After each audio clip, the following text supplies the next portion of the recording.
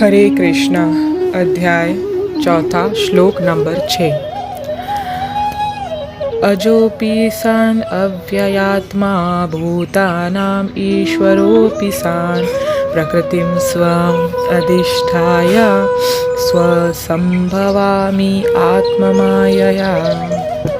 इसका अर्थ, यद्यपि मैं अजन्मा तथा अविनाशी हूँ और यद्यपि मैं समस्त जीवों का स्वामी हूँ, तो भी प्रत्येक युग में मैं अपने आदि दिव्य रूप में प्रकट होता हूँ। इसका तात्पर्य, भगवान ने अपने जन्म की विलक्षणता बतलाई है। यद्यपि वे सामान्य पुरुष की भांति प्रकट हो सकते हैं, किंतु उन्हें विगत अनेक जन्मों की पूर्ण स्मृति बनी रहती है, जबकि सामान्य मनुष्य को कुछ ही घंटे पूर्व की घटना स्मरण नहीं रहती। यदि कोई पूछे कि एक दिन पूर्व इसी समय तुम क्या कर रहे थे, तो सामान्य व्यक्ति के लिए इसका तत्काल उत्तर दे पाना कठिन होगा। उसे इसको स्मरण करने के लिए अपनी बुद्धि को कुरेदना पड़ेगा कि वह कल इसी समय क्या कर रहा था। फिर भी लोग प्रायः अपने को ईश्वर या कृष्ण घोषित करते रहते हैं। मनुष्य को ऐसी निरर्थक घोषणाओं में से भ्रमित नहीं होना चाहिए। अब भगवान दोबारा अपनी प्रकृति या स्वरूप की व्याख्या करते हैं। प्रकृति का अर्थ स्वभाव तथा स्वरूप दोनों है। भगवान कहते हैं कि वे अपने ही शरीर में प्रकट होते हैं। वे सामान्य जीव की भांति शरीर परिवर्तन नहीं करते। इस जन्म में बद्ध जीव का एक प्रकार का शरीर हो सकता है, किंतु अगले जन्म में दूसरा शरीर रहता है। भौतिक जगत में जीव का कोई स्थायी शरीर नहीं है, अपितु वह एक शरीर से दूसरे में देहांतरण करता रहता है। किंतु भगवान ऐसा नहीं करते। जब भी वे प्रकट होते हैं तो अपनी अंतरंगा शक्ति से वे अपने उसी आद्य शरीर में प्रकट होते हैं। दूसरे शब्दों में श्री कृष्ण इस जगत में अपने आदि शाश्वत स्वरूप में दो भुजाओं में बांसुरी धारण किए अवतरित होते हैं। वे इस भौतिक जगत से निष्कुलशित रहकर अपने शाश्वत शरीर सहित प्रकट होते हैं। यद्यपि वे अपने उसी दिव्य शरीर में प्रकट होते हैं और ब्रह्मांड के स्वामी होते हैं, तो भी ऐसा लगता है कि वे सामान्य जीव की भांति प्रकट हो रहे हैं। यद्यपि उनका शरीर भौतिक शरीर की भांति क्षीण नहीं होता, फिर भी ऐसा प्रतीत होता है कि भगवान कृष्ण बालपन से कुमारावस्था तथा कुमारावस्था से तरुण अवस्था प्राप्त करते हैं।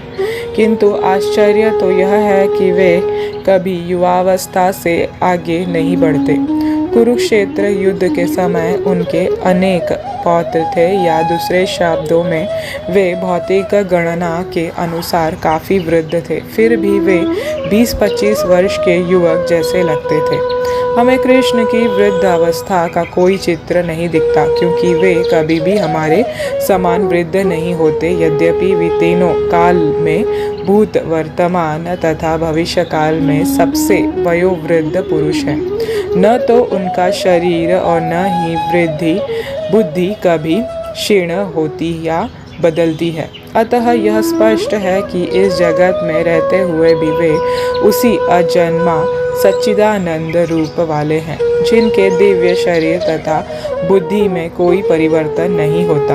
वस्तुतः उनका आविर्भाव और तिरोभाव सूर्य के उदय तथा अस्त के समान है, जो हमारे सामने से घूमता हुआ हमारी दृष्टि से ओझल हो जाता है।